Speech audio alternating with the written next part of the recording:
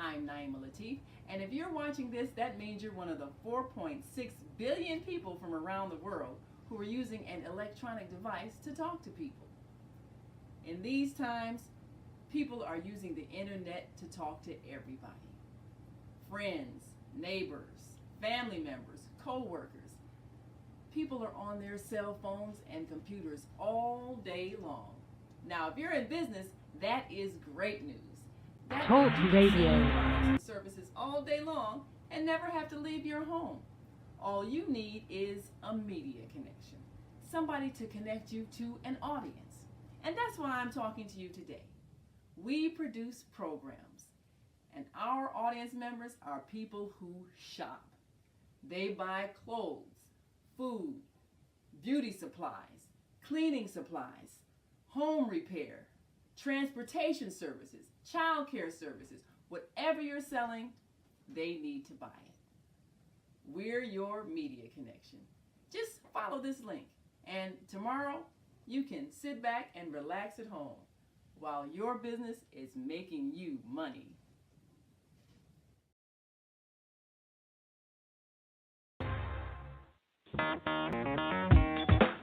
Women have the power to transform this world.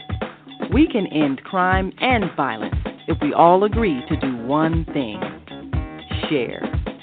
Let's share our wisdom, share our time, share our talent, share our finances, but most of all, let's share our love.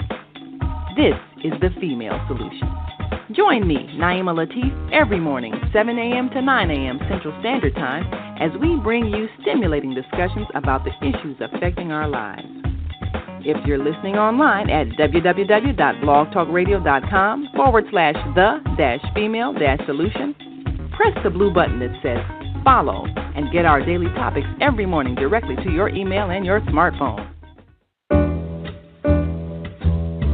Hi, I'm Naima Latif, executive producer of the Female Solution radio show.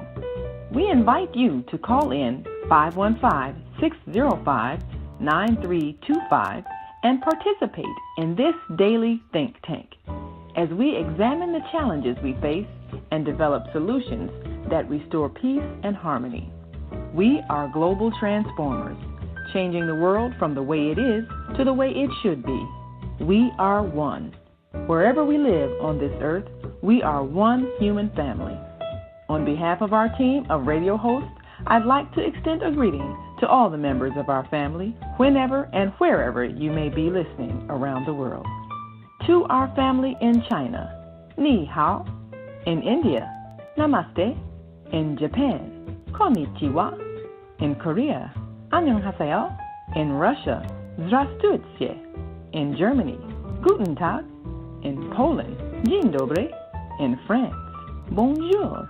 In Spain, Hola. In Italy, Ciao. In Egypt, Ahlan wa sahlan. In Ghana, Akwaba. In Nigeria, Peleo. In South Africa, Sawubona. In Senegal, Nangadef. In Kenya, Jambo. In Israel, Shalom. In Pakistan, Afghanistan, Palestine, and Saudi Arabia, Assalamu alaikum. Greetings, and may peace be upon you all. Join us live on the on-air radio network called 727-731-5192. We want to talk to you.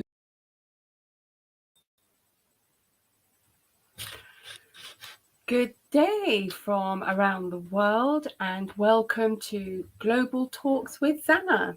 I'm Zanna, and I welcome everybody to join me every month, one Saturday in a month, and I will be honoured with an amazing guest from somewhere in our amazing world, and they will talk with us about different amazing topics. And today I have a very special guest all the way from beautiful Ghana to talk with us about living the dream, something we all would love to be able to do. I'm going to introduce to you now this very special lady, Dr. Evelyn Tawiah. Welcome. Thank you, Zanna. Thank you. And thank you so much for taking the time to join us here on the Female Solution. And today's show, with you, our special guest, we have called it Living the Dream. So I wanted to, first of all, take the opportunity for you to give us an overall impression of what you're all about, because quite honestly, you're amazing. And I know quite a bit, but it would be amazing to come from you, how you started as a very young woman, your passion for caring for people, how you got into nursing and where it led from there, because it's actually an incredibly inspiring story. So I'll hand over to you to give us an overall brief as to how you've ended up where you are today. Wow, Zanna, that is a tall order. I know. As we said, my name is Evelyn Tawiah, or Dr. Tawiah. I recently retired from the UK, where I've lived for about 40 years, doing nursing and then eventually going on to do medicine. But I retired to my country, Ghana, and I am living the dream. I am working towards the dreams, the goals that I've set for myself, and the kind of things that I want to do. And so it's nice to be here to be able to share a bit of my story, hoping that my story will inspire, encourage, motivate, and get people going in the direction of their dreams. You know, as children, we all have dreams. We all have things that we want to do, want to achieve, what kind of life we want to have, where we want to live, what kind of professions we want to, be in. And for me, what I want to do after now that I'm retired, the next stage of my life. So it's exciting to be here. Living the dream sounds nice, and it is nice so far as I'm concerned, but it's just about knowing where it is you want to go, knowing what the dream is that you want to chase, and you go after it with all your heart. And that's what I'm doing now, and it's exciting for me. I think that's absolutely fantastic, and you really are an inspiration. So you started in Ghana, and you trained to become a qualified nurse. That then moved you to the UK, am I right? And you then decided, unlike normal people, well, I've done that, now I'm going to study and become a qualified medical doctor, which is what you did. So yes. After, and I guess really, I mean, that was a big part of your life for so long. But in addition to that, you became an inspirational life coach, didn't you? Mm-hmm. Yes. So, yeah, I'd really like to know quite a bit more about that, because I think I've heard you as well. And I think that as I've followed you, you are an inspiration. So tell us a little bit more about that. So I got into mentoring and coaching. Really from the COVID period, I'd been doing bits and pieces, but I was never formalized. Now, I myself benefited so much from coaching that I felt that that was something that I could pass on to, people around me.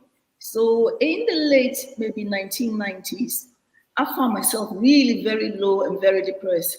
I was a single parent. I had 2 children. And I mean, I became fearful. I was living in the UK. I'm in Ghana now, but I was living in the UK then. And I became so fearful, thinking that my children could be taken off me because I was so depressed by social services. I don't know what you call them in the US. And so in my desperation, I just took myself off. I mean, I was a nurse then, so I didn't really want to go and see my doctor. I didn't want to be on tablets or anything like that. So I took myself off to my local library and borrowed 2 books in one book, literally. I mean, next to, because I'm a person of faith and I do believe in the Bible a lot, but that book was the next thing that really changed it for me. And so for the first time, I had a book I was reading myself, and that book was asking me to set goals, something that I had never thought of. Because as a nurse, we set goals on our jobs all the time. You don't have SMART goals, goals that you can measure, that is achievable. We did that on my profession, but never did it occur to me that I could set goals for my personal life. I mean, when I realized that, it hit me like a thunderbolt, that I can set goals and work towards my goals and achieve what it is I wanted to achieve. And that was the beginning really of my living my dream life. So, okay, it wasn't dreamy and it wasn't nice in the beginning because it was hard work. I had to see where I was. I had to see where it is I wanted to get to. And then I needed to work out the steps that I needed to climb to get to my goal. So reading the book, I picked up a book from the library by a guy called Jack Canfield, and I'm sure a lot of the US listeners might know about him because he's behind the Chicken Soup for the Soul series. It's a whole big series of books in the US actually. So I got the book, and then the book encouraged you to set a really big goal. So they call it a beige goal, a goal that when you achieve it, it will change things for you. So I decided I was going to get to medical school and study in such a way that I'll be able to work with women in Africa. So for a long time, I've been wanting to come to Africa, but it took me a long time on my dream journey, is what I'd say. So I got into medical school. It was after maybe 4 or 5 years after I'd read that book. So it didn't happen suddenly.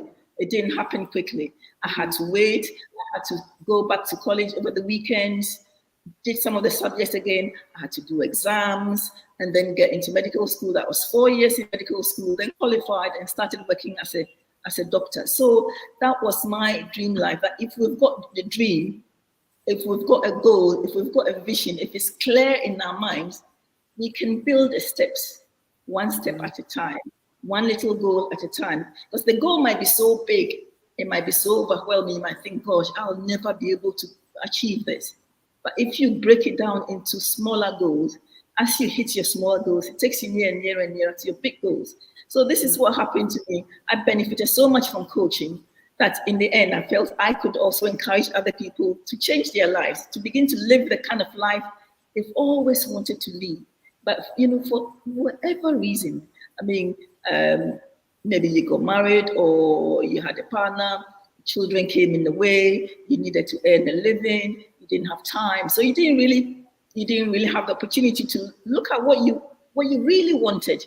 Is it you that you wanted to learn to play an instrument, or was it that you wanted to go back to college and get a degree, or even do a postgraduate course, or the house you want to build, or the farm you want to have? We all have things that we really want to do. We're doing other things. I was running around doing other things, and my dreams was kind of pushed to the back. So now that I've actually come to Ghana, I'm in stage 2 of my dream life. I've done the medicine thing. I've got that dream. Now my stage 2 is about encouraging other people and being impactful for other people. So this is where I am now. Yeah, I think it's absolutely fantastic, and because I think as human beings, we all have dreams, don't we? We all dream about a type of life we want to live, or an achievement we want to reach, or all sorts of things. But I think perhaps a lot of us leave it in the dream, and we don't actually create a vision based on our dream.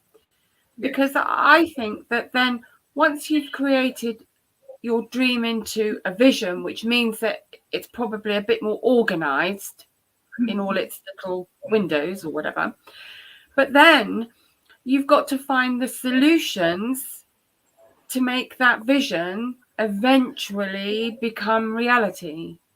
And yes. I guess the vision keeps moving and growing and developing, and so you're always having to find new solutions, new ways to make that vision become reality. which is what you're very good at.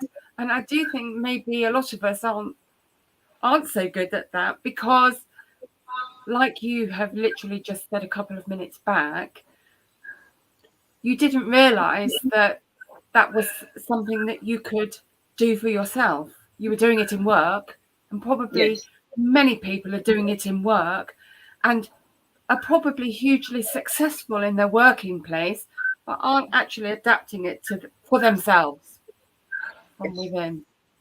I think that's Yes. absolutely fantastic. Yeah.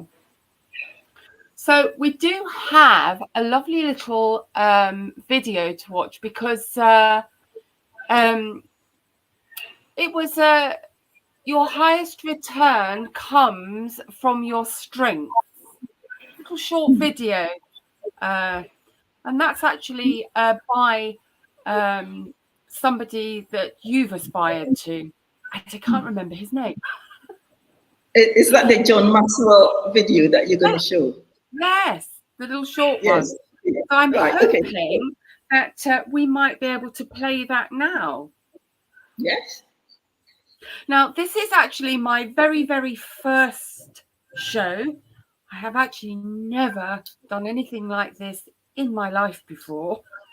So backstage, I've got a really massive helping hand, because I don't know where all the buttons are yet. This is really kind of alien to me. Totally. We are learning together, Zanna. It's really quite funny. So I'm really hoping in a moment it's going to kick in, and we are going to be able to watch a very, very short video, but it is rather lovely, and it's called Your Highest Return Comes from Your Strength. So while we wait for that to kick into action, because I can't press the button, they're not there. Backstage are going to press the button for me in a minute. Talk a little bit about that gentleman, because he's been a great inspiration to you, hasn't he? Yes, John C. Maxwell is a well-known man in the US, actually. He's written over 80 books, and he's got a few New York Times bestseller books. He's probably got about 10 of those. He is known to be a leader, a world leader in communication and leadership. And those are where his strengths are. We're going to be watching a strength video where his strengths are. And he teaches a lot about value-based leadership, and that we as individuals should always seek to be impacting value, impacting good, I won't say goodness, but values and character to other people around us, because that's how we become significant. If we are always able to add value, this is the term, add value to people around you, people you work with, your family, your friends. This is how you become significant. And this is one of the reasons why I've left the UK, because I felt I can be a bit more significant in Ghana. So he talks a lot, he's a leadership coach. And yes, so we're ready to watch that video. Yeah, fantastic. So that's going to be starting any minute now. And it's very, very short, but I think for me, I would want everybody to just engage with that video just for those few seconds, and just let yourself be absorbed within it. And I think a lot of people will suddenly feel that they can take something from it, and that might in itself inspire them to go and perhaps look at the books and look at more videos, and like you did, collect the books and read them. Yeah. Right. Okay. So we'll watch that in a moment, and when we've watched it, we're going to take a short break. When we come back from the break in our part 2, we are going to start talking in greater depth about, having to look up to read it, how we can start today to live the life of your dreams. Because what we're wanting to talk about is your professional approach in coaching, as to how you would be encouraging an individual, so everybody out there listening to us, how they can start, what they need to do, how they need to reset. So yeah, that's what we're going to do. So from your perspective, how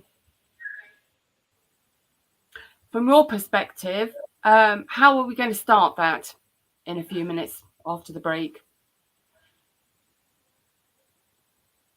So I mean, before the break, you want me to say something before the break, or we wait? I'm just reading a message here which says, yes. Many Americans don't have an actual concept of professional development. Are there misconceptions you think Americans have that are different from the reality you experienced? I might not be able to comment on the American thing per se, because I've only worked like 2 weeks in the US and that's it. But when I say like professional development, you start work, and then maybe if you're lucky, you might get a mentor or somebody who's going to sit you down and say, if you do your work well and maybe you do this exams, you do that exams, you become the supervisor. Or if you do this and do that, you become management. You're on a career, a career ladder, which is fairly laid out for lots of people. In the NHS, there are courses you can do, there are seminars and things you can do that keeps you going on the professional ladder. And if you get somebody who's very good, who will hold your hands and teach you a few things when you start. But how it works in America, I can't really comment on. I think Americans have a different from the reality I experience. So professionally in the UK, I did have some kind of a career, even as a doctor, career structure that I was supposed to do, the exams I was supposed to do, what I was supposed to register to be able to climb up. That was straightforward professionally, what I needed to do to get to the top.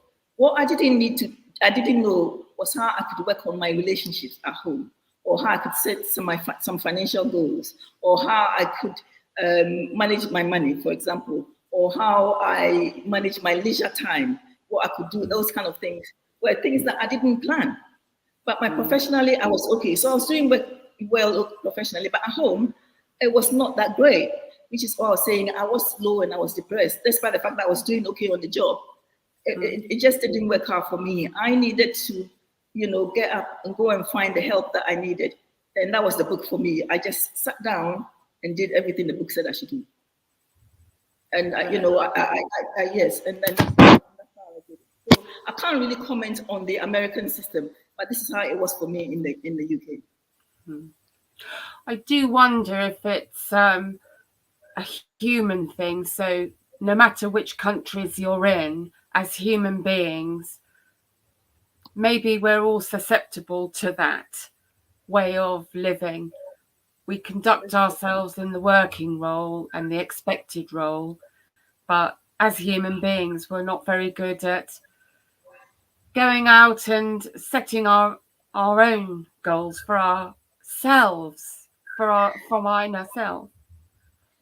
It is known that these things don't come easy, and that if you want to you want to set goals, you've got to be intentional about how you live your life.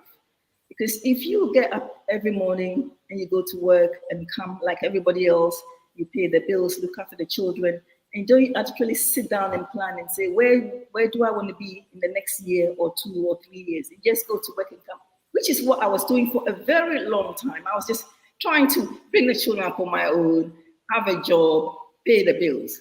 And that was it for me. But if you are intentionally saying, I want to be a bit more than paying the bills and have a job, I want to be able to financially put something aside. I want to be able to get back to medical school. I want to be able to have a better relationship with my children. These are some of the goals that I had to set, areas in my life that I had to look at to be able to then do the things that I'm doing now. So it's not easy. And even now that I am, a lot of my goals are easier to achieve because I've been doing them for a while. I've lived, I exercise regularly. It's taking a while, but I'm there now and I do it without thinking about it. Other goals are a challenge, especially if they're new and you have to change your way of doing things. Maybe you have to wake up a bit earlier or go to bed a bit earlier, or maybe watch the television for maybe 30 minutes or 1 hour rather than the whole evening. Changing, it's difficult, it's just difficult, to change years and years and years and years of habit. And this is why I think people have issues with their goals. But I have issues as well. I'm not going to sit down here and say I've got it completely perfect. I haven't. But we just be intentional. Like we say, this is what we want to do, and that's how we get on with it. Yeah. It's personal discipline, isn't it? I'm not very good at that personally. I think it's a struggle for all of us, Zanna. It's a struggle for all of us. And even this morning, I almost missed my walk. I woke up and I'd forgotten completely that I was meant to go out for my exercise. So it's a struggle for all of us. We forget, life happens. You might not be well, you travel, the children come, you get family, you get friends. So things come in a way that really stops us doing what it is that we feel we've got to do. But if we put structures in place, it makes the distractions a whole lot less and less and less. And eventually you might not have that many. So, yes. I think also it's about setting achievable goals, isn't it? So yes. It could be anything. So like your personal self-discipline. As a young person, I was very competitive in the equestrian world. I rode nationally as an event rider. I was top of my game at the time. And I was disciplined because I had work. So really, you were working 7 days a week. I worked 6 days a week. I trained fitness training in the mornings before I went to work. So I was up at 5:30, 6 o'clock, gone, back, do a day's work. I used my lunch break for further training.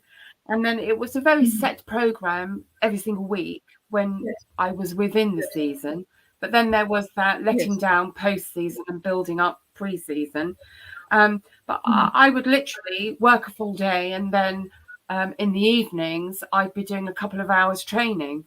So you became very, very disciplined. And then I think what happens is other things take over. And then you have marriages, you have children, the marriages start to go wrong. Then your whole focus is on surviving with your children. This is just my scenario. And after that, what I found, and I bet that a whole load of people would think that's what happened to me, your focus goes and you go into autopilot. And that's where living your dream tends to sort of wash away. And then you get on a few decades and it's, I'm not doing it. Quick, I'm running out of time. Now I need to do something. And I think a lot of people will fall into those kind of, it's almost like a trap, isn't it? I think, Zanna, like you're saying, life happens and then your dreams fall by the wayside. And I can see that things, so many things happen. And I suppose you did say you can start, if you have a dream and the dream is so big that it scares you, you can break it down into little bits. And even if it takes you 10 years to get to that dream, at least eventually you will get there. So exactly.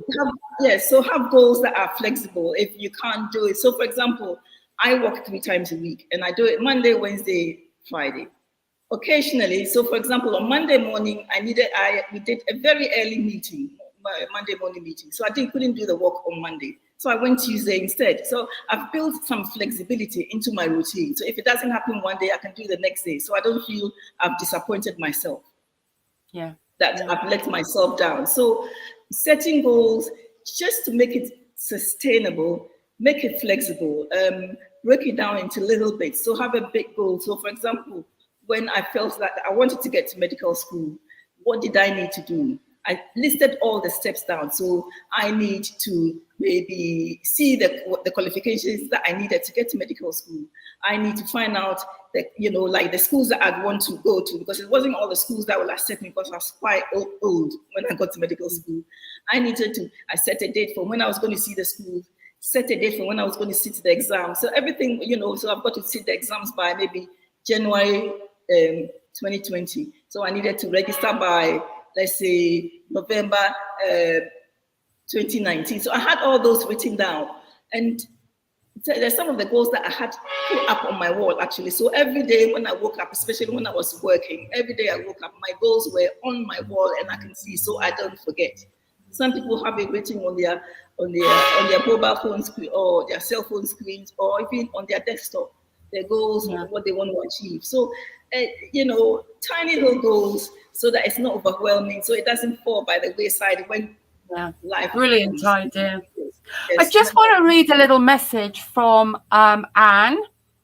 Anne has just texted, Dr. Evelyn Tawiah, you are an inspiration to me. I am glad that I'm a student from your lifestyle coaching activities. That's great. I think So there we go. That's proof in the pudding. Yes. So I think we're supposed to be going for a break now. So I'm going to stop talking so that the next videos can come on. And okay. I will see you in part 2 in a minute or two. Good. And thank you so much so far. It's been absolutely fantastic. Brilliant. Hi, I'm Naima Latif. And if you're watching this, that means you're one of the 4.6 billion people from around the world who are using an electronic device to talk to people. In these times, people are using the internet to talk to everybody. Friends, neighbors, family members, co-workers. People are on their cell phones and computers all day long. Now, if you're in business, that is great news. That means you can sell your products and services all day long and never have to leave your home. All you need is a media connection, somebody to connect you to an audience. And that's why I'm talking to you today. We produce programs, and our audience members are people who shop. They buy clothes, food, beauty supplies, cleaning supplies, home repair, transportation services, child care services. Whatever you're selling, they need to buy it. We're your media connection. Just follow this link, and tomorrow you can sit back and relax at home while your business is making you money.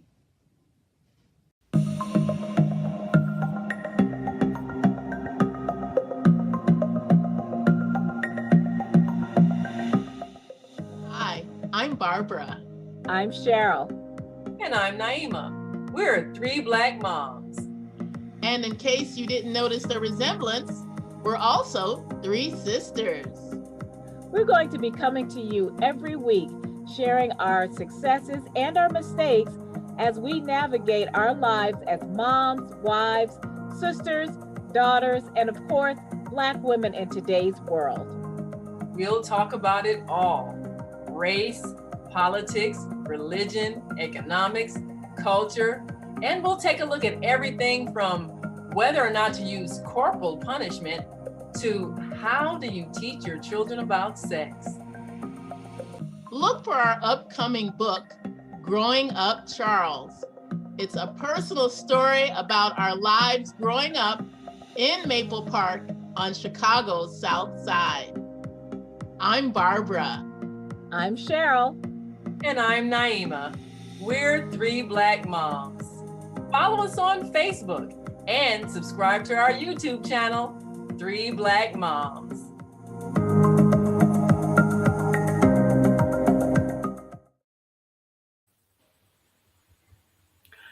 Hello, and we're back.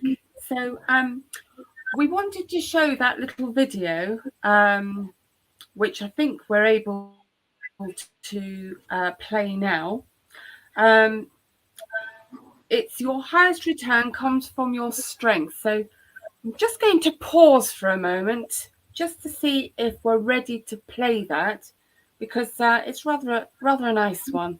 And then we're going to move on after we've watched that video to to listen to you, Dr. Evelyn, describe how you would take somebody on and commence a coaching, how you're going to prepare somebody, how you kickstart, as it were. Does that make sense? Yes, we can talk a bit about that. Yes, certainly. That would be brilliant. So, is the video ready? I wonder. No, she still needs time. So, that's okay. Let's carry on for the moment because that video will make sense nonetheless. I'm fascinated to know how a life coach. So if I came to you and said, right, Dr. Evelyn, please coach me, I'd sit back and say, I wouldn't actually know what to ask for. So if I was to come to you for the first time, how would you approach me? So I've come to you and I want help. I know I want help, but I don't know what to ask for. How would you approach me? So it's nice that you are approaching me as a coach, or individuals here approach somebody as a coach. Because what I normally would do is basically ask the whoever is approaching the questions, what is it you want to achieve in life? What are your major challenges? What's preventing you from being who you really want to be, or what's stopping you taking the next step? Where do you feel you are stuck? So these will be some of the coaching questions that we'll ask. Because as a coach, I'm not there to tell you what to do, but I'm there to get you to start thinking, dig deep into yourself, because inherently we've got the answers we need to help us move in the direction we want to go. But you just need to unearth it. So all good coaches will ask questions, and they will never tell you, go do this and go do that. But I'm be asking some good coaching questions. And then hopefully the people begin to talk, to think about things, where you want to go. I mean, what would you want to do? What would you want to achieve in the next year, for example? And then they'll say, I might want to go to college. So then you're asking, so what's stopping you, or what's in the way? Then they might say, maybe I don't feel confident, or I don't think I have the time, or I don't know, my family will, support. So you're asking the questions, so if your family isn't going to support you, what still stops you going? And, to get people thinking about the things that they probably haven't thought about. It's not that they don't know, they probably just haven't thought deeply about those kind of things. So when people approach me and they really want me to take them on as a coach, get into the coach, I think our video is going to be ready soon. But if we want to get into a coaching relationship, it's purely by just asking them questions. And if I see that these people are really interested in moving on, and developing different aspects of your life, then yes, we can go into a proper, maybe a coaching contract, and then move on from there. But we do an initial 30-minute strategy talk, I will call it, just to see how ready the person is to get, to receive help from myself. Yes. That's interesting. Let's watch the video and then we will come back. And when we've watched the video, I'm just going to read another little message. Yeah. Fire away, video.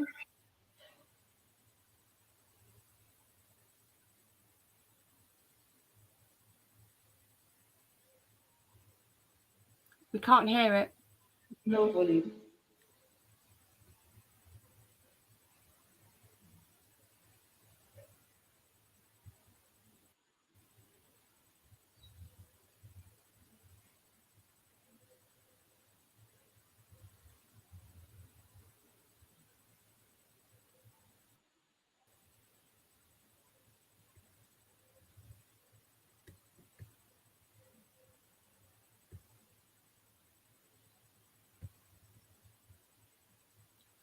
I think the sound wasn't working.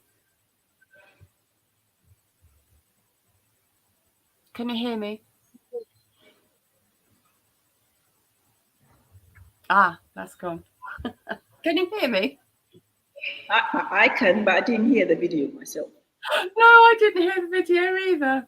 So not to worry, let's move swiftly on. So let's carry on that conversation. we can watch another video later, so that's okay. Let's just move swiftly on now in this section, talking about your coaching. So I think that's really interesting what you mentioned about, really it's a half-hour assessment, isn't it, to see where that person is. Yes. See whether the person understands the coaching, whether the person likes my style of coaching, and then whether I also can see that the person is wanting to do something about their lives, because there's people who aren't ready, and you can only you can take the horse to the water, but you can't force the horse to drink the water. So you try and assess the level of readiness of whoever it is that is approaching you, and and then we decide from there. Yeah. Tell me about your style, because it seems to me that every coach has their own specific style. So I belong to the John Maxwell coaching company, and they call us Maxwell Leadership Team Coaches. And we are people-centered. We are centered around all our philosophies around our customers or our clients, and we are led by what the client needs. Now, we can do one-on-one coaching. We can do one with a group coaching. I particularly love the group coaching because I think that people learn from others, but it's not everybody who likes that kind of a thing. We encourage people to be really interested, become so intentional and passionate about their own personal growth and development. Because if you become excited about the things that you love in life, it is then a lot easier to do those things. So you were talking about, it was a video going to be talking about strengths, for example.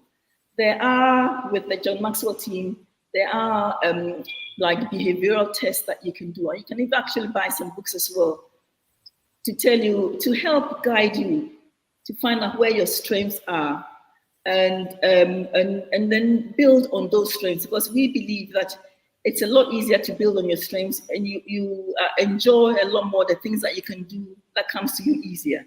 So build on those, and then build your because usually your passion, your dream, your goals are around your strengths, or they should be around your strengths, because then it's easier to implement the goals and the changes that you want to do in your area of strength. You're able to move on a lot quicker and change your life. And then where you are not so good at, if you're in a team, you'll find somebody to complement you. So where you are weak, you got somebody strengthening them. Where they're weak, you are the strong person there. So we believe in people having the strength in themselves, or having the giftings and the abilities they need to move their lives on in themselves, and they just need to work on that and make it better, and then see where their development will take them. So those are some of the principles that we base our coaching on. Yeah, well, that's fantastic. You did an actual training to become life coach, didn't you? I did it with two companies. The first one was the Jack Canfield that I told you about. He wrote a book. It was a book that I read that really taught me how to set my goals, how to be intentional about the things I do, how to ask for the things I want in life, how even being not getting the things you want in life doesn't mean that you're a failure. And then I went on during the COVID period, because when COVID happened and the world shut down, I felt I needed to do something in the downtime. So then I enrolled with the John Maxwell coaching company and did his type of coaching as well. And because he's written so many books, a lot of coaching is around his books as well. And so for people who can read, it's a really, really good way of working on some of your challenges and your difficulties. And then if you feel that you need, because I'm always a person, I believe that a lot of us can do things for ourselves to begin with. And if you're trying and you think, oh, maybe now I need somebody, go on and get a course and go on and get a coach. But at least start with a good book, because that's how I got there. I'm not going to say go straight. I mean, if people wanted to go coaching straight away, why not? But in the field, maybe I can do something, I can coach myself, because that's how I got it. I coach myself first, so other people can do the same. So yes, this is it. And I know lots of coaches are going to like shoot me down and say, oh, why are you like, I'm not asking people to go coaching straight away. I didn't. I did my own coaching first, then went ahead and did some training. Yeah, I think that's fantastic. Fantastic. Fascinating, isn't it? Fascinating, the advantage of being coached. I just wonder how many people it doesn't come to their thought process that coaching could benefit them. I think that now maybe a lot more people hear about coaching than maybe it was 10 years ago, 10 or 15 years ago. Because before you hear about coaching, you're thinking about a football coach or a soccer coach before. But now there's a lot more people talking about coaching. Companies are actually paying for coaches to coach the executives, yes. So, people are beginning to understand a lot more about coaching. When you talk to them, they know about it, and people are asking. And others are still a bit dubious, that they can do things for themselves. But yes, if you know the principles and you can apply it, and you don't need any, because what coaches do as well, one important thing is the coaches are there just to make sure that you achieve what it is you said you want to achieve. We don't have any other ulterior motives. I'm not maybe your husband or your boss on the job or whatever, wanting certain things for you. The coach is there purely to serve you and your interests, what it is that you want to achieve. Where is it that you are stuck? Why are you moving? So the coach is there to make sure that you get unstuck and move on. And then the coach can be there as your companion. And for us, and what I'll say, an accountability person. So the next time, so if you have a coaching session now, the next time you come, I would expect that the kind of things we discussed and you said you're going to do, that you are doing them. Because then you're moving on, you're working gradually towards your goals and you're moving on with your goals. So coaching helps. It will shorten the journey for you, because self-coaching can help, yes. But if somebody, somebody else is holding your hand, somebody who's been there and done it is holding your hand, it's a lot quicker. So this is it. And I hope I've answered your question, Zanna. Yeah. Fascinating. I have to ask this question though. I just wonder, do you get some really strange requests from somebody that's asking for coaching? So, I mean, yes, people will ask why, for example, do they have to pay for the coaching, for example, or people ask why. Really? Yes, some people feel that, you can spend a quality, valuable time and not ask for money. And I find that, surprising, but you do get feel like that. Some strange things, people asking me, because I'm a medical doctor, but I don't really do too much clinical work now. And I don't do clinical work. I retired. It wasn't that I ran away from the profession. I've just done my years of hard work, and I'm doing other things. People are genuinely surprised that a doctor could leave her job, whatever it is she's doing, and she says she's coaching. But I genuinely retired from my works, and I'm now living my dream. I want to do other things as well, which is what I'm doing. So I do get questions like that, actually. Some strange ones. It's one life, isn't it? It is. And yes, and that really points to the fact that if there's things that you want to do, go ahead and do them. This is how you're going to live your dream life. It's not about money. It's not about positions or titles. It's about you doing the things that you've always wanted to do. But for one reason or the other, and it could be so many different reasons. And in my case, it was that I was a single parent, I had children to look after.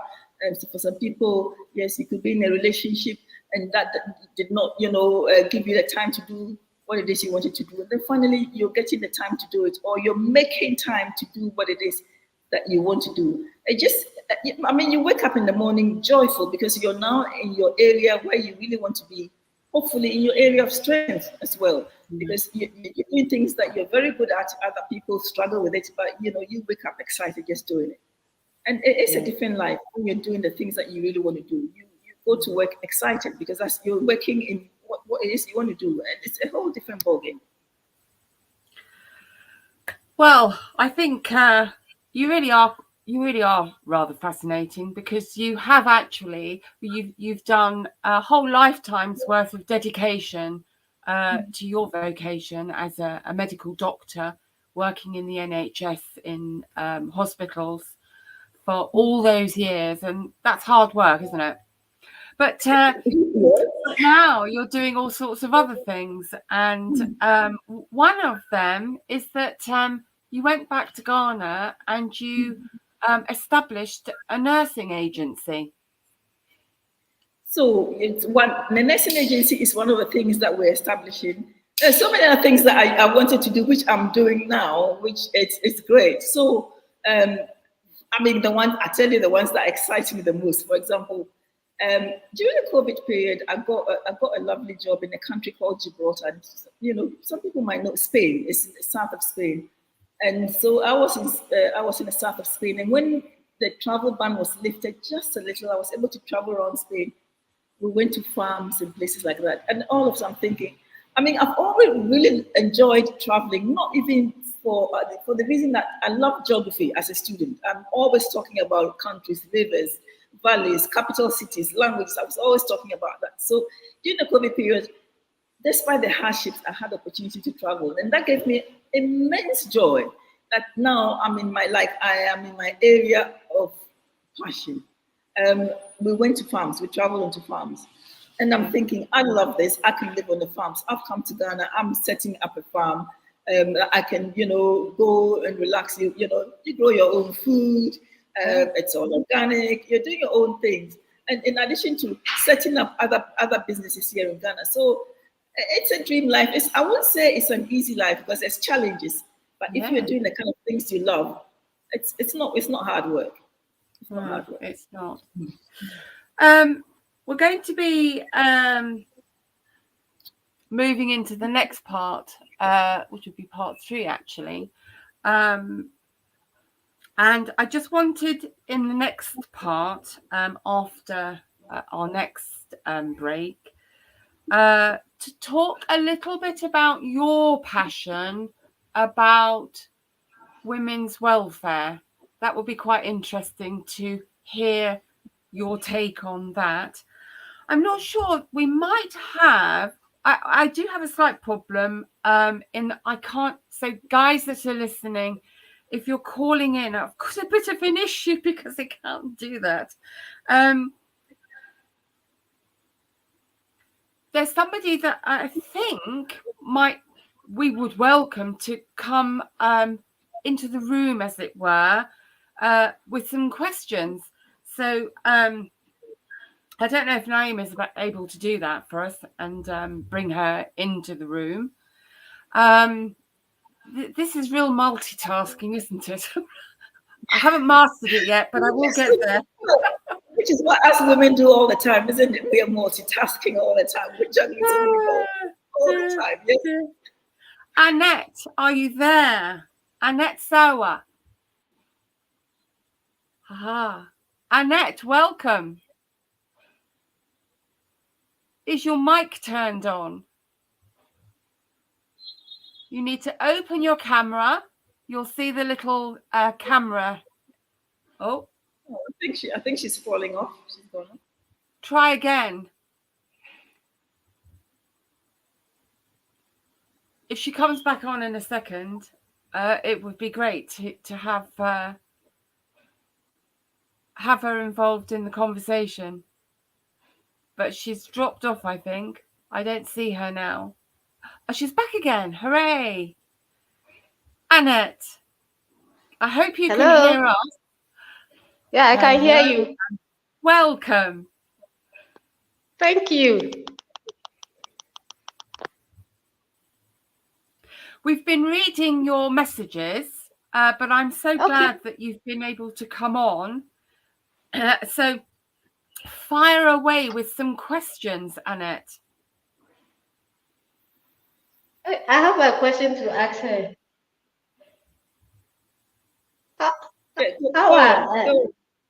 how is the Ghanaian public accepting the coaching job? Because a country like Ghana, we have issues with coaching. Like people don't want to spend to develop themselves. So what are the challenges that she is facing here? Okay, so all right, that's a great question. So during the COVID period, I had the opportunity to, as it were, group coach students in two different universities in here in Ghana. I was in Gibraltar then, and by using Zoom, I had this group of students, and that we did some coaching and mentoring work with them. And so some of the challenges are that. Lots of people don't understand, but the few that do understand, they really do well with the coaching. They come prepared, and they have the questions. That's what they said they're going to do before the next assignment they've done. But most I found out that there were some people who just they didn't have the time or didn't really understand. I would say that coaching is a fairly newish concept for people here in Ghana and lots of places in Africa. There are coaches around, there are coaching companies, there are other, multinational companies that employ coaches for their staff, but it's nowhere near what happens in the US or in the UK, certainly, but it's very different. And that's about it. But I think the way we can meet that challenge is because the need is huge. There's not enough coaches. When people realize that, gosh, I can cut 10 years work, and do it in 6 to 1 year because, somebody's going to push me and make sure I'm accountable. Do you understand? Somebody's going to do that. People realize the benefits of coaching. If you're talking about maybe tapping in on their strengths, strengths that they already got in them that they're going to tap on. Or if you're talking about all of us fail before, I start talking about my failures and we're not going to finish. Because I'm sitting down here talking and it will sound like I've made no mistakes, but I've made so many mistakes. In fact, it was because of my mistake. That's why I was so depressed and I went to the library and bought the books. I had so many mistakes. And I feel that I have done well because of my mistakes. And I think that most people can benefit from the challenges, the mistakes, that they can use that as their stepping stones to their success. And I think that, in places like Ghana, we can use that a lot to, counteract the challenges that people don't understand coaching, but we're saying, look at all these difficulties that you've got. You can use them. I have another question. Okay. I have another question. Okay. In Ghana, well, it's up to me, Zanna. What do you think? I'm not moderating here. I'm a guest. Zanna, what do you think? Go for the next question. You're welcome, Annette. Okay. Where I find myself in Accra, or to be precise, Ghana, we have we believe in more of a spiritual consultation. The listening, we run to pastors, we run to deacons of a church and stuff, seeking for warfare and how to think, how to grow.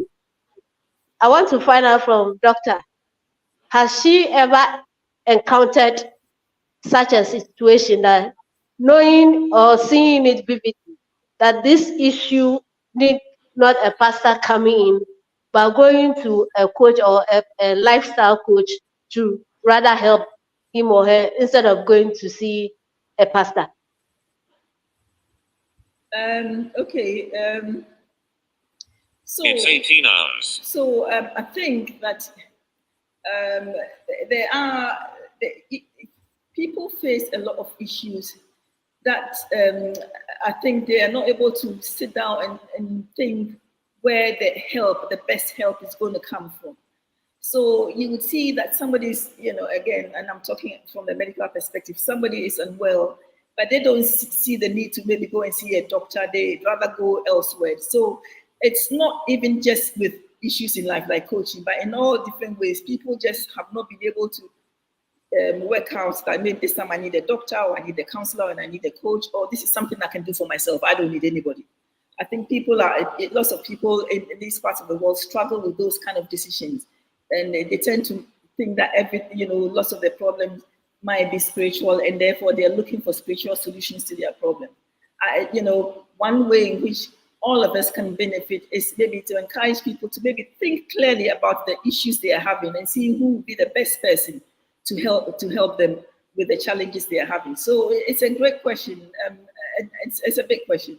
I don't think I'll be able to answer it all now, but people should be encouraged to think more about what it is they are facing and see who will best suit their needs, and not just run to for prayers in the church or whatever, as you say. Thank you, Annette. These are fantastic questions, which obviously we really welcome and value.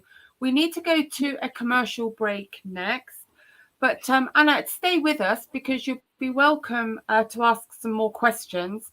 However, after this next break, we're going to come back, and Dr. Evelyn, if you're happy, we can perhaps talk a little bit about your passion towards the female solution, I guess. Yes.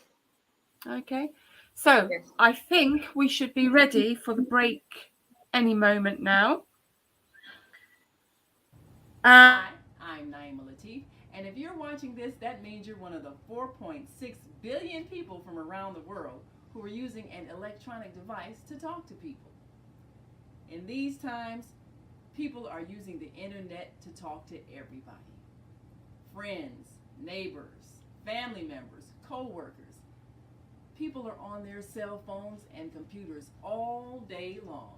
Now, if you're in business, that is great news.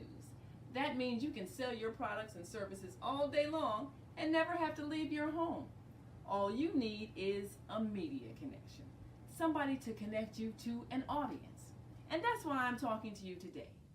We produce programs, and our audience members are people who shop. They buy clothes, food, beauty supplies, cleaning supplies, home repair, transportation services, child care services. Whatever you're selling, they need to buy it. We're your media connection. Just follow this link, and tomorrow you can sit back and relax at home while your business is making you money.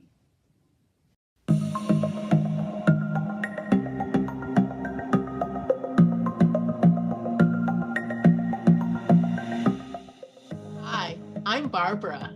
I'm Cheryl. And I'm Naima. We're 3 Black moms.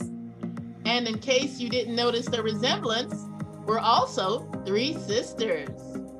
We're going to be coming to you every week, sharing our successes and our mistakes as we navigate our lives as moms, wives, sisters, daughters, and of course, Black women in today's world.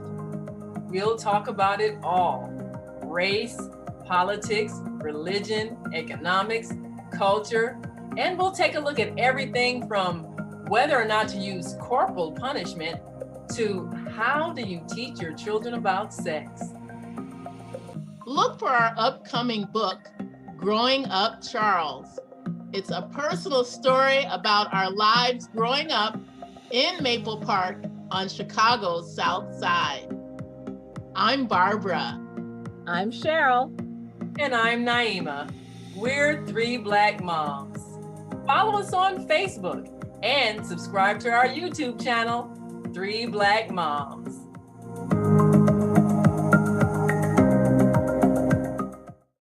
Talk Radio.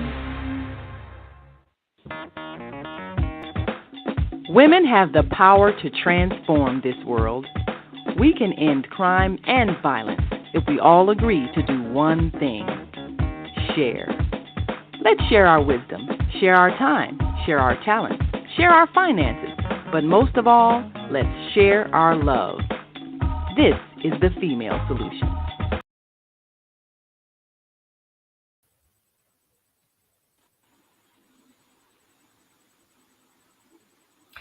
Hello, everybody.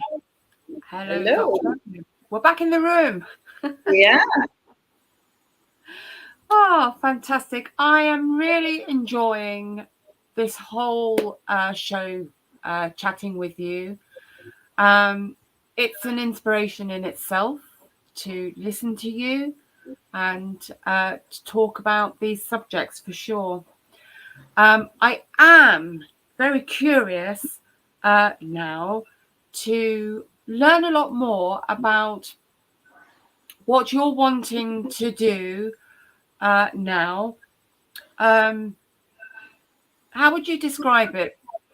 Giving women the opportunity to come up, and whereabouts are you focusing? So, all right. So, one of my passions has always been.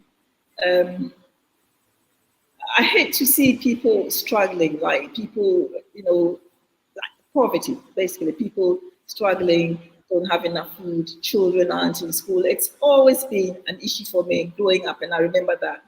So finally, when I had the opportunity, and again, chasing my dream that I wanted to get to medical school, train as a doctor, and work with women, which is what I did. I did a bit of a women's training when I was in the UK.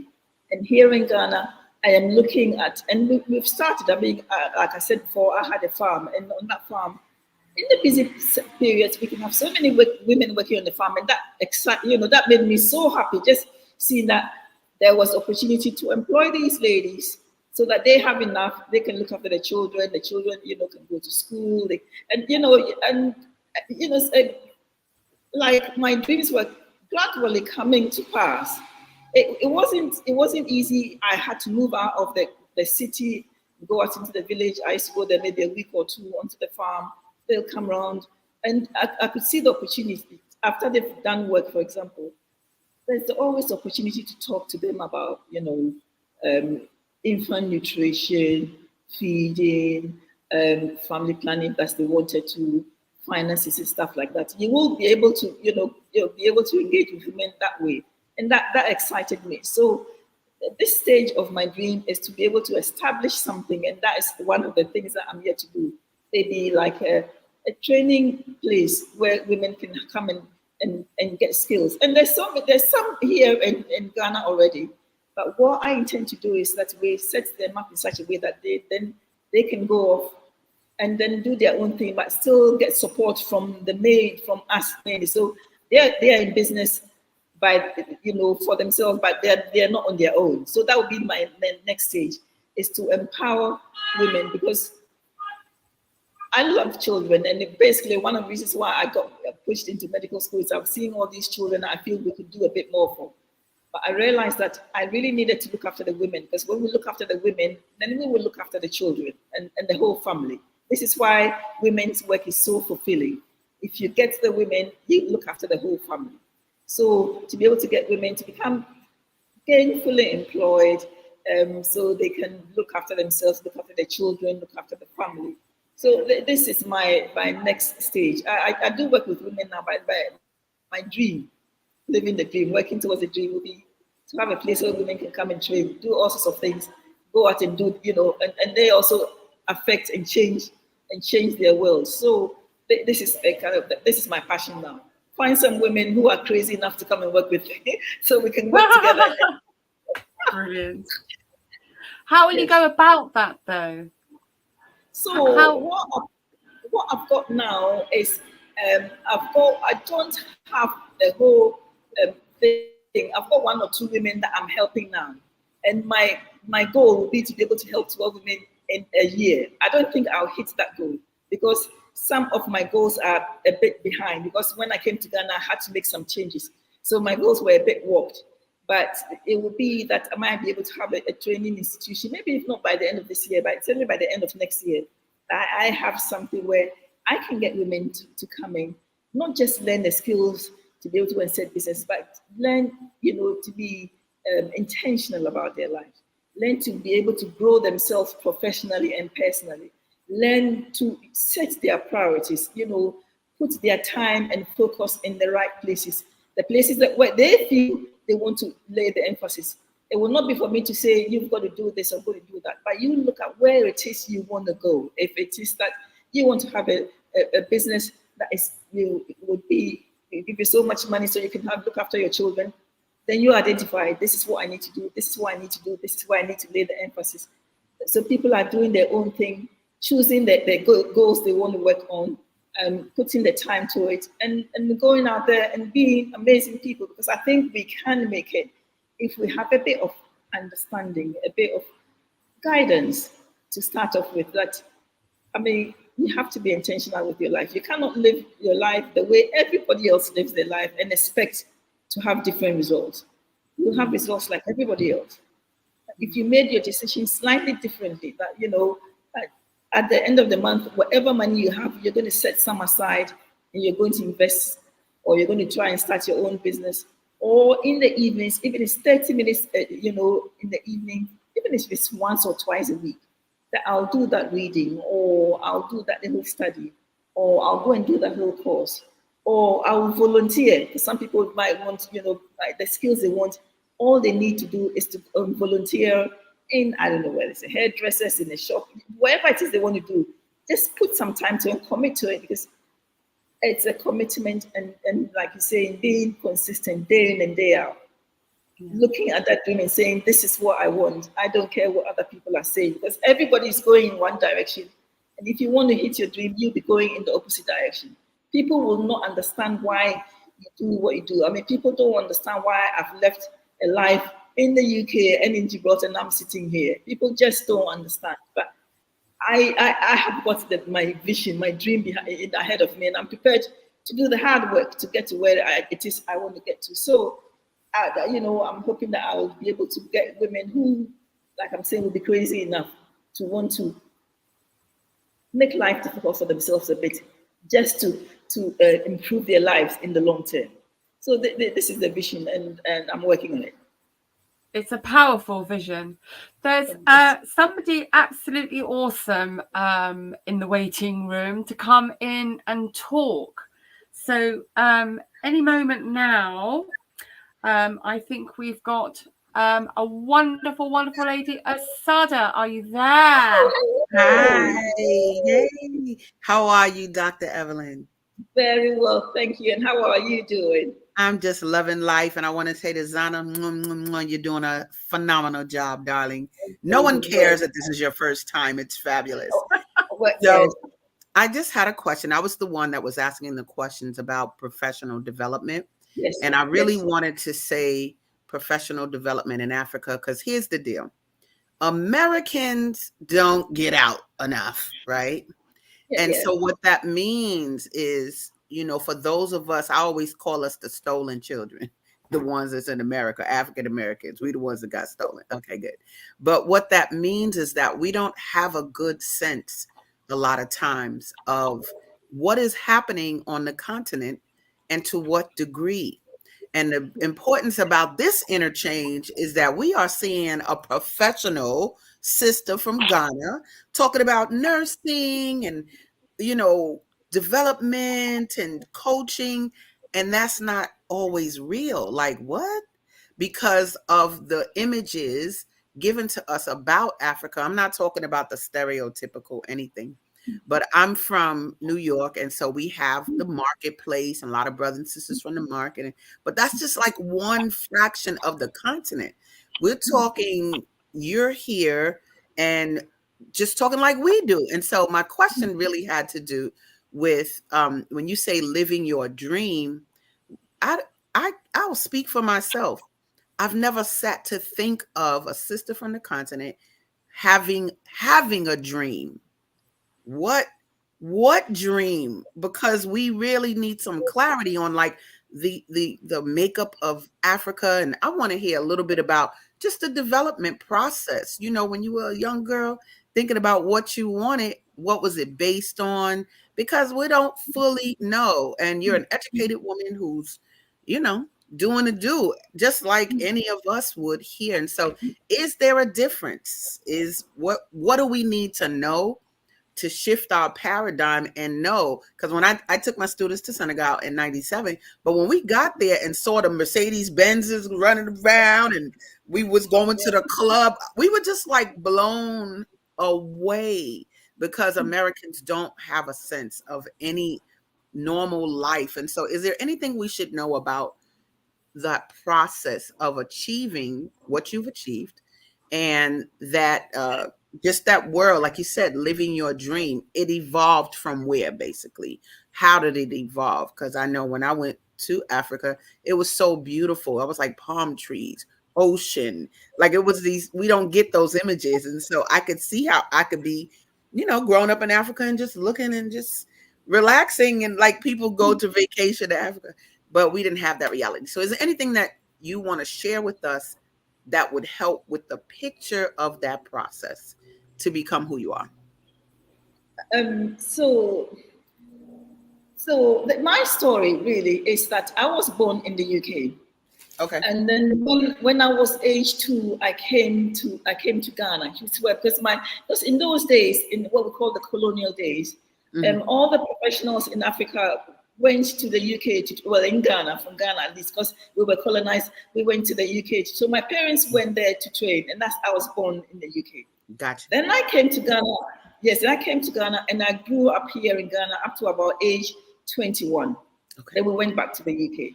So now, growing up here, I saw, which is one of, I said, I hated like that people didn't have. I was fortunate in I have it. I hated the fact that people didn't have, and it bothers me now as well that people don't have. Some people have so much, and some don't have. It's one of the reasons why, despite the fact that I've been in the UK 30, 40 years, I wanted to come back and see if I could also help my people get a little bit more out of life. And this is why I said, for me, I'm living the dream. And it's by no means perfect. It's difficult out here. The economy is difficult at the moment. People don't understand why I've left a crazy nice life in the UK, and I'm here doing what I'm doing. But I feel like the opportunities are here for people out there, African Americans out there sitting out and looking in. The opportunities are here. Yes, it's not easy. It's not straightforward. We've got a difficult economy. We have a culture that will be different from the culture in the West, but the opportunities are here to make a change, to help change things for a few people, which is what I'm doing. I'm not there yet. But every day that I take a step to help somebody else achieve something in life, I'm living my dream. So, right. I mean, I'm doing the things that now I want to do. I could stay because I was in Gibraltar before I came. Gibraltar is a lovely place. The weather is amazing. Crime is almost nothing. I could travel in Europe with almost nothing. I left all that because I was chasing something else, which is not money or anything like that, but something that would fulfill me. Sure. So I've had to make sacrifices, a comfortable, easy life, no doubt, in Gibraltar, for a life that is a lot more difficult, a lot more challenging. But I've got the opportunity to be able to help other people change and see life differently and see things differently, and not say, oh, why me, why me, why me? Because whilst you're saying why me, you're losing the time. The time is going away. Rather than doing something to change your situation, you don't want to be the victim all the time. We can intentionally change things for ourselves. So this is what pushed me back. That you can help people change themselves, and that's the story. Thank you. I appreciate that, because what you're describing to me is a purpose-driven life. And when when your life is not purpose-driven, it is boring. You get depressed.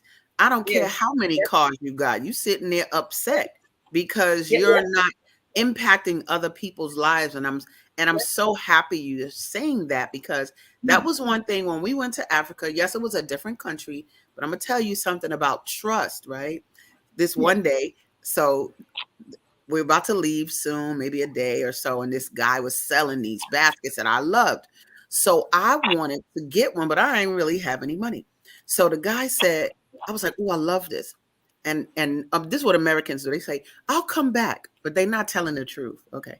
So I say, I'll come back. And the guy said, here, take it. I'll see you when you get back.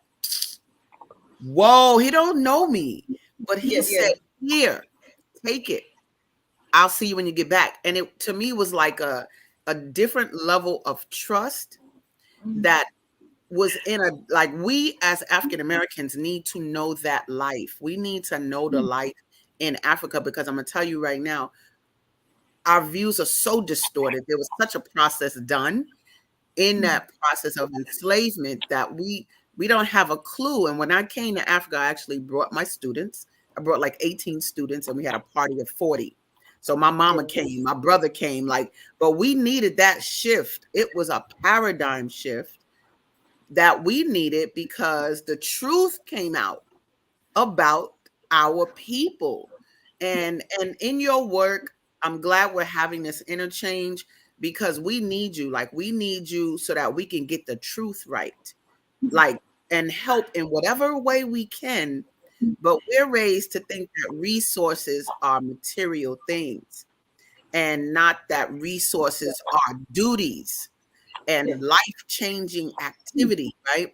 And so we need a little wake-up call so that we can, like you said, those opportunities are 1,000%, right?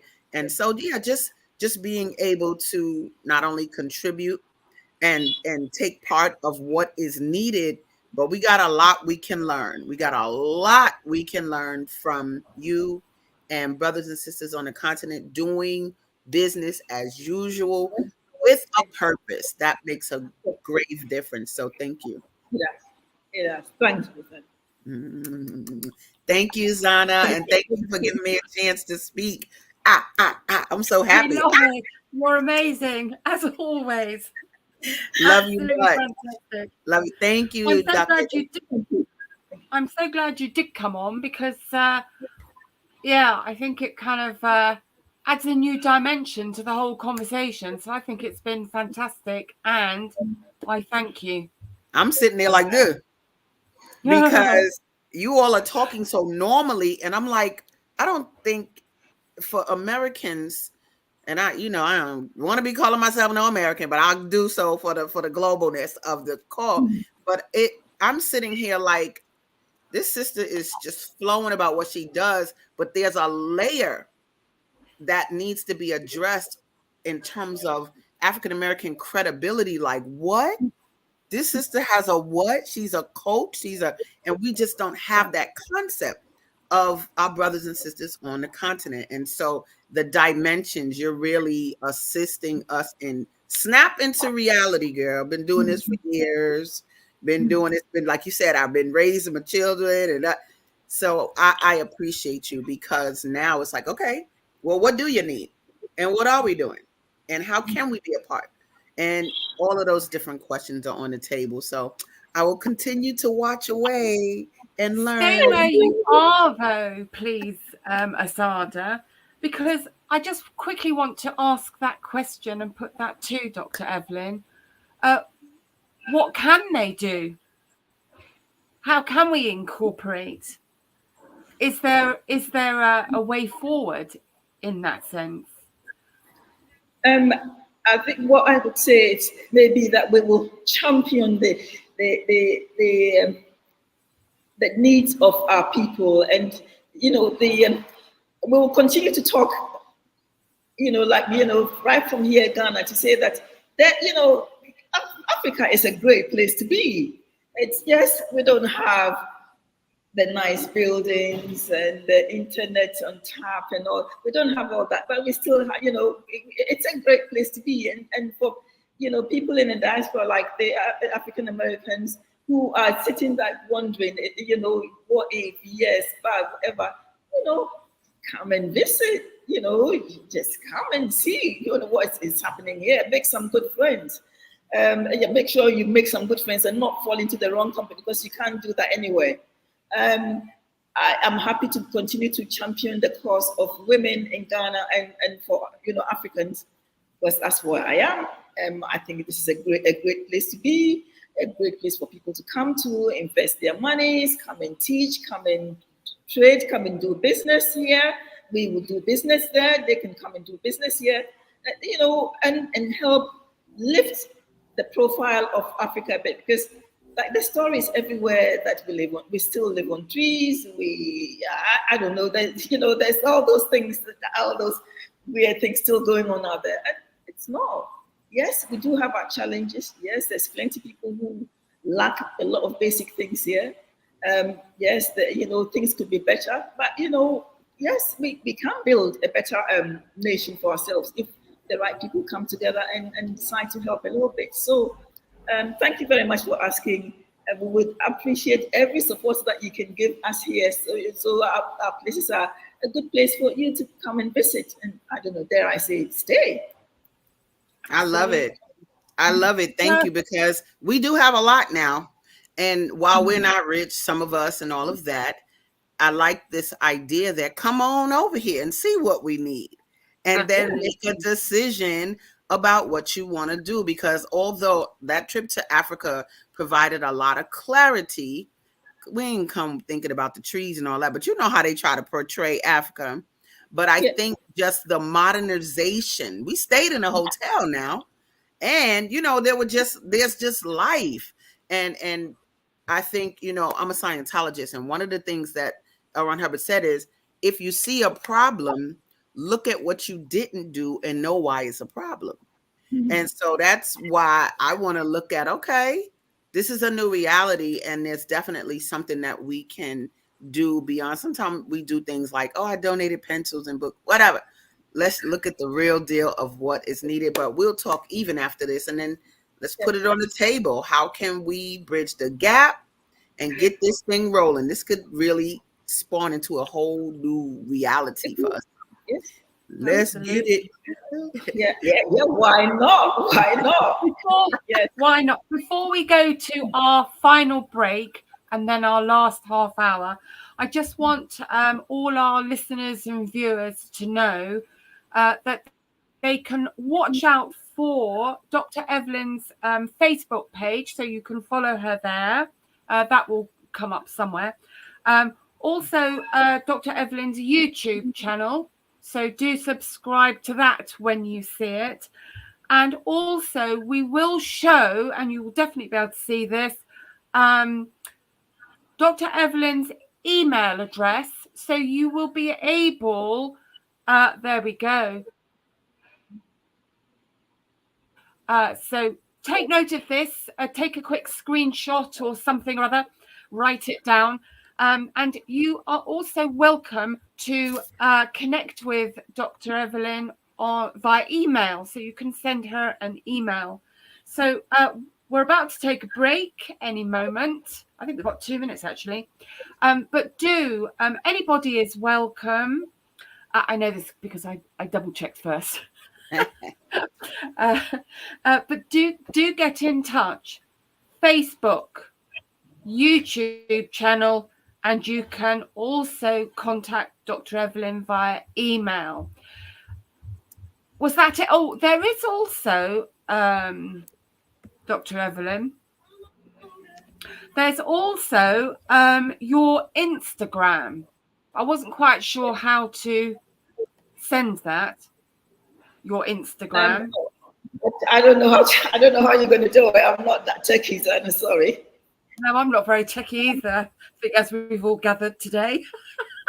But I think, actually, I think maybe I'm going to send that over, because that's the fourth one. So I have got all of them, haven't I? So this is the YouTube page I think you've got. So I think the YouTube and the Facebook is enough if you can't get the Instagram. The Facebook will be enough. But, but even people might be able to find that. We might be able to post it on the Female Solution Facebook page. I'm not sure if that's possible, but it might be. Wonderful. So I think we've got another minute to go, and then we go to another short break, and we're then going to come back for our last half hour. Really, in our last half hour, a roundup of ideas, but I think it would be perfect. Asada, are you able to stay? Girl, I'm here watching Zanna. Girl, please, Zanna talks. I'm like this. Somebody just called me. I was like, girl, I'm watching Zanna. Leave me alone. I'm watching this.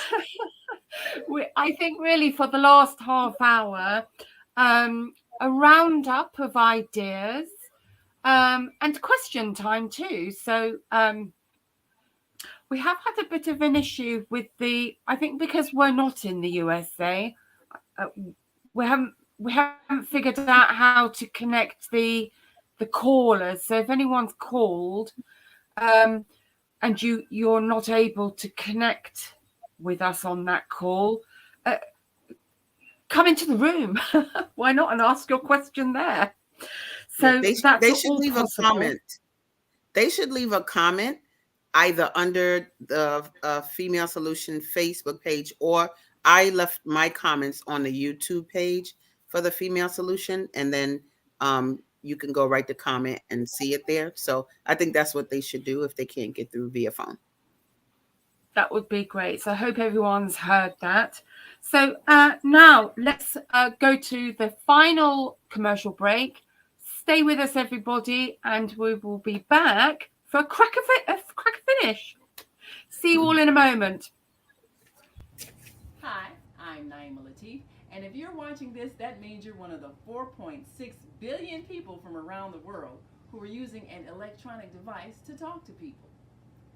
In these times, people are using the internet to talk to everybody.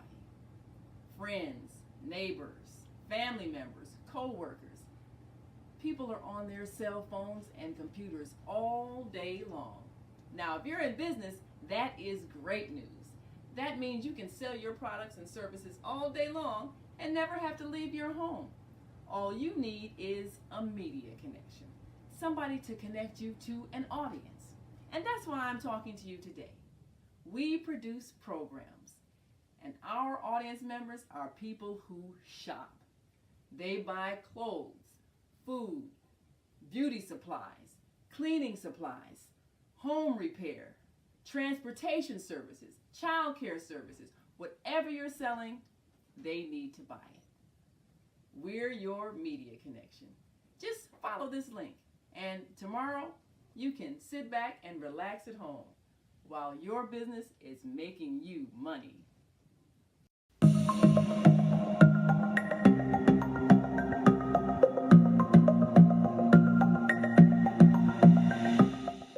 Hi, I'm Barbara. I'm Cheryl. And I'm Naima. We're three Black moms. And in case you didn't notice the resemblance, we're also three sisters. We're going to be coming to you every week, sharing our successes and our mistakes as we navigate our lives as moms, wives, sisters, daughters, and of course, Black women in today's world. We'll talk about it all: race, politics, religion, economics, culture, and we'll take a look at everything from whether or not to use corporal punishment to how do you teach your children about sex. Look for our upcoming book, Growing Up Charles. It's a personal story about our lives growing up in Maple Park on Chicago's South Side. I'm Barbara. I'm Cheryl. And I'm Naima. We're three Black moms. Follow us on Facebook and subscribe to our YouTube channel, Three Black Moms.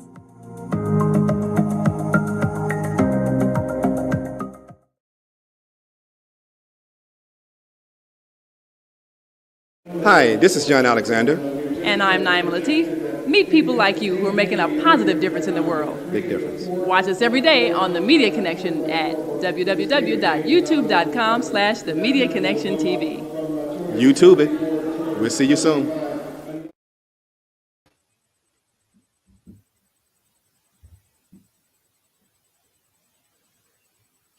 Oh, hello. Falling asleep there. Welcome back, everybody. And I'm hoping that Dr. Evelyn is back in the room. Yes, I'm here.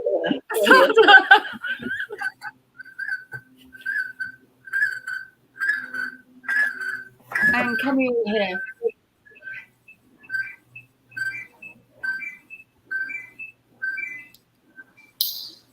Can you hear me, Dr. Evelyn? Yes, loud and clear. Oh, fantastic. Great stuff. Oh, well, it's been fantastic. I have to say, before we carry on, I have thoroughly enjoyed this. It's quite nerve-wracking, I must say, but it's been fantastic. I think it's been fantastic on quite a number of different levels. I think it's been fabulous because Dr. Evelyn is fabulous, just all round. I think it's been engaging because it's given deeper insight into a whole lot more possibilities.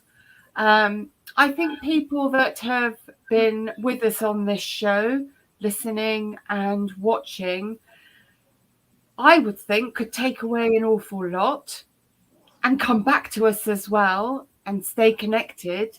As I said, you will be able to find Dr. Evelyn's contacts and her social media platforms. So that will be a wonderful thing. But I think focus on your dreams. Let your dreams develop into your life vision. And I just think that keeps on evolving as we grow through life.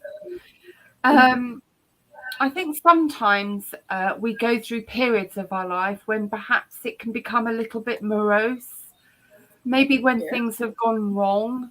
Maybe when you've gone through a period of time that seems quite lengthy. Maybe when you reach certain ages. Well, in actual fact, every single day is an enormous gift, is it not? And I think that, you know, to wake up every morning, when we wake up and we live another day, it's just completely glorious, isn't it? If we can see this as a gift, of course, we have to deal with problems. We have to find solutions and sort them out. But I think what we need to probably do a whole lot more is focus on life, focus on everything that's fantastic about it. Our whole planet, and we all live on this as one. That's why I think Global Talks is fantastic, because since the birth of the internet, it's something that we can do. It might have its downsides, but the upsides of the internet are absolutely enormous. We wouldn't be doing this today if we weren't having this gift. We talked about dreams. We've talked about vision. I do firmly believe that it's all very well having a dream and turning it into vision, but focus on solutions. And Dr. Evelyn is just sheer brilliance when it comes to that. So her coaching skills are very powerful. I would strongly recommend getting in touch with Dr. Evelyn and seeing where that can take you. From creating solutions, eventually we can turn those dreams into reality. So let's just focus on our last, is it a quarter? Yeah, it is. Last quarter of our show. And let's go back a step to before the commercials. And we were talking about what can we do now to move forward? To be honest, Africa is a huge continent. It's filled with amazing countries and amazing people. I think there's a massive change happening right now. We finished in the last week a 3-week, 3-session documentary all about Nigeria, and it was amazing. It was raw, it was honest, but it showed a very beautiful country. People don't know it's beautiful, and it showed incredible people too, and diversity. So that's just one. So I think that this is a place to visit, isn't it? Go on a holiday, find business, connect. I'm going to turn this over to Evelyn for the moment. What do you reckon? Can I say something to your credit? I'm so sorry. Can I say something to your credit, Zanna? Yeah, go. Look, Zanna has introduced me to more people from Africa than anybody I know. Let that be known. She is a serious bridge. And your the reason you were put on the planet is something to behold and not take lightly, because I mean, how would I have known Dr. Evelyn today? Never. We would not have met, right? So you have that, but this is something that is who Zanna is. And I mean, we're big cryptocurrency sisters. We do all these different things. So it's like, we're from Zambia to Ghana to Kenya. That one right there is a bridge. And I just love it because it's not anything pretentious. It's not like, oh, I'm in Africa. Like, no, it is like dealing with excellence. And she has that connection. And so I do want to say, right? I do want to say thank you, Zanna, because you're just living your life, right? And aiming for what you're aiming for, not even realizing that you are bridging bridges that need to be built, like for real. And so I'm so happy that you chose to do this show, because I already knew this is going to take what you automatically do to a whole other level. Look, Dr. Evelyn, she had like 7 shows lined up when I first told her. Wow. She was like lining up the speakers and lining up the show. So you actually are a big part of her history, because it's her first show ever, and she chose you first.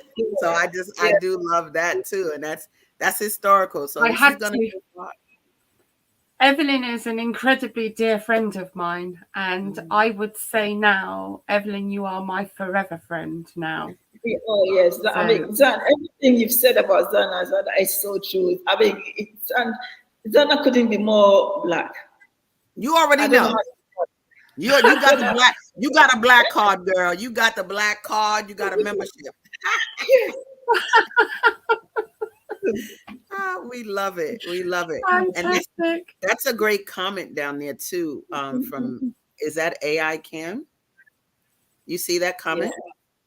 Yeah. Well done, Zanna, for hosting this amazing show. Thank you. Yeah, it's been fun. Yeah. So this says Dr. Evelyn is an amazing presenter. I love it. That's right. Yep. This is so awesome. I'm gonna be quiet because I really just want to be a bystander. Just continue to learn. Yes. Oh, fantastic. Okay, so of course Asada's come in and completely thrown us, and we were on course, and she's just gone and ruined it all. You should have told me to stay. I'm out of here. Take me off stage. I don't need to be here. Take me off stage. No, you stay where you are now. Look Anyone at those else want to join? You see that the comments? 2 things women teach kids to learn, or don't tell kids. I don't know what that means. 2 things women teach kids to learn, or don't tell kids.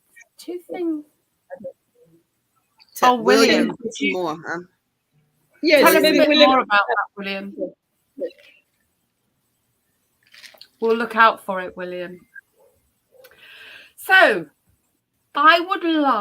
we've got 15 minutes left of this absolutely wonderful time, 2 hours here. I would like the last 15 minutes to finish very, very positively.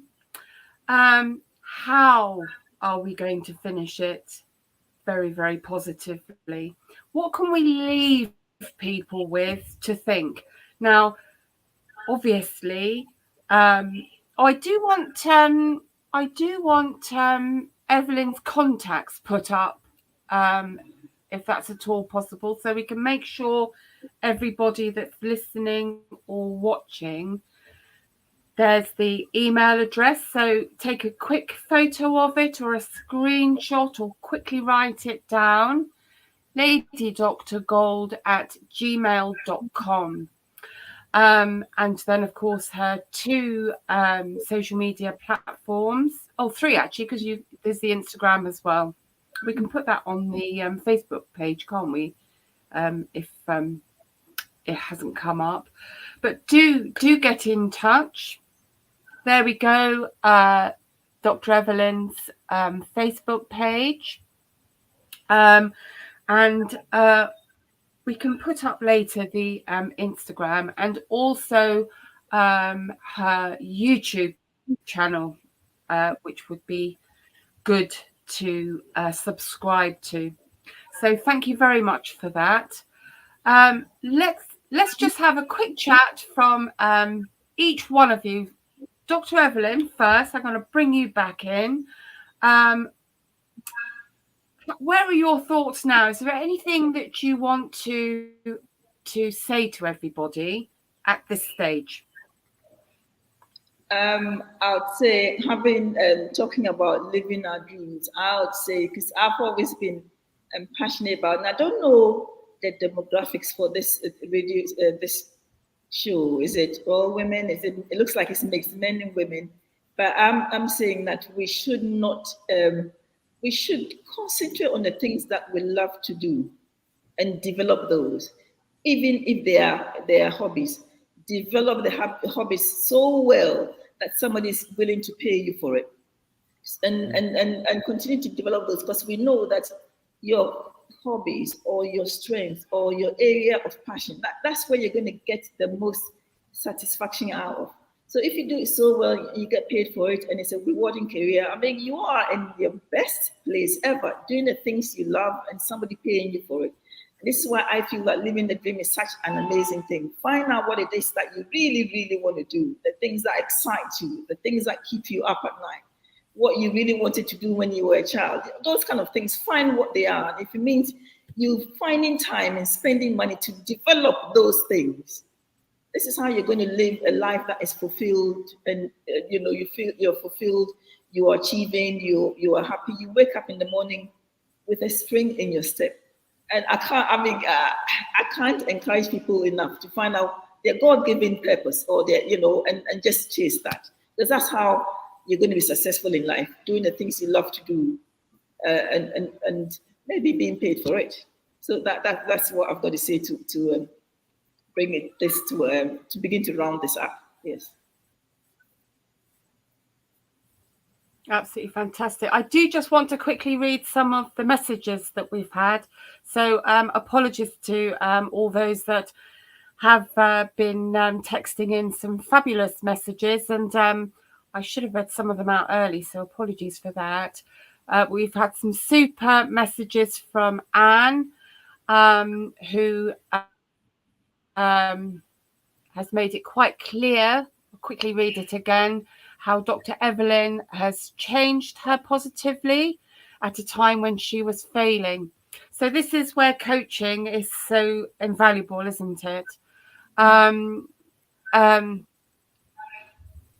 She says, Dr. Evelyn has changed me positively at a time I was failing. You took me through the book Failing Forward by John C. Maxwell, which has changed my thoughts and perception. I now believe in myself. And that's just fantastic, isn't it? That's life-changing for one person, which is huge.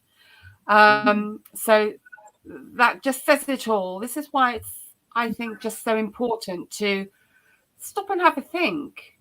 Can somebody like Dr. Evelyn help move you forwards in life where maybe you're feeling a little bit stuck? Maybe it's a way to realize that perhaps we don't need to be stuck. Asada, you've written some fabulous messages too, and you have said the importance of this interchange that we were talking about earlier is that here in America we walk around without a concept of professionalism in other parts of the world. Thank you for opening our eyes for your important work. There's a huge amount going on, isn't there, Evelyn, in Ghana itself? It's a beautiful country. It's a busy country. Of course, it has its issues. But then I think in every country, you can walk through London and there are people living on the streets in a sleeping bag in the middle of winter. So, so we managed to talk about that. William Graves, thank you very much for your messages. I think one of the things you said was a good coach, an exemplary parent is teaching kids to favor hobbies. Well, yes, of course. I think so. Coaching parents, is that something also that you've been asked to do? Not particularly, but there are coaches that do, coach parents. But I think that parents can be coached, or everybody can be coached to. For example, one of the areas in which you can set goals, if you feel you're lacking, it's maybe in the area of your relationship or parenting. So you can be encouraged maybe to look at the right books, or join the right groups, or maybe join the right Facebook, because with all these things, as you know, there are Facebook groups talking about parenting, there are YouTube channels talking about parenting. So you can do something for yourself, not necessarily going to pay a coach. And then I shouldn't really be saying that, because people say now you're spoiling that business. But I'm all for helping yourself first. So I don't do coaching, parent, relationship coaching per se, but we give you some strategies for you to be able to help yourself do that. Fantastic, thank you. Quickly whizzing through some more of these. William Groves, hopefully that was helpful information for you. Some good comments from you, William. Thank you very much. I also want to say thank you for the kind comments about the show. So we hope that you have all enjoyed it. We have some minutes left. So let's just finish on some of those ideas about what else we can do to incorporate Africa, USA. I have a question. Dr. Evelyn, are your clients primarily from the UK, primarily from Ghana? Do you do things digitally with people over here in the US? How does that work? So what I have done in the past, when I certainly was in Gibraltar in the UK, I did a lot of Zoom, because I was during the COVID period. So I did a lot of stuff on Zoom. Now here, I've done a bit of stuff on Zoom. I haven't got any US clients as yet. That doesn't mean I can't have. It's just I've not reached out to the people in the US.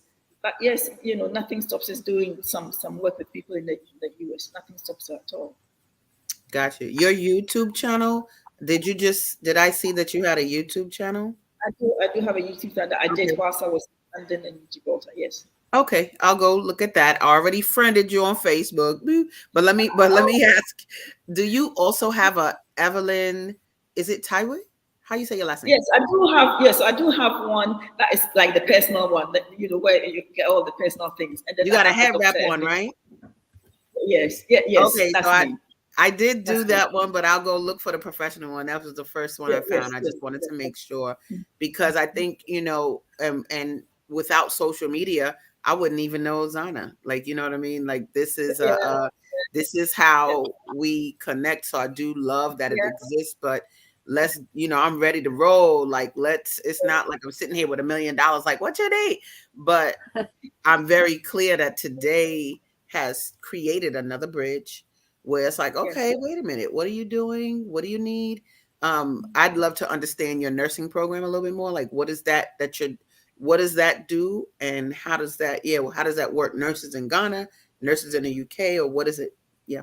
How does that work? So what we were trying to do, which is one of the areas that I've not really pushed that much, because I've got so many things happening at the moment, was to help, because there was, and I think the UK government is close it down a bit, but opportunities for people to go and live and work in the UK. And the UK government was taking not even necessarily qualified nurses, but people who wanted to work in home aides. I don't know what you call health aides, like you call them in the US, where they go and live in people's homes and help them out. So they were taking on a lot of non-trained nurses, and that was the bit that I was happy to see. Non-trained nurses got to the UK, train them up a bit, and then get them working. So we were doing that, but like I'm saying, I didn't push it too much, simply because I guess didn't have the time. But it was a good opportunity for people to, go there, learn the culture, get a bit of money, get some understanding, and help support their families back home. But I don't do too much of it now.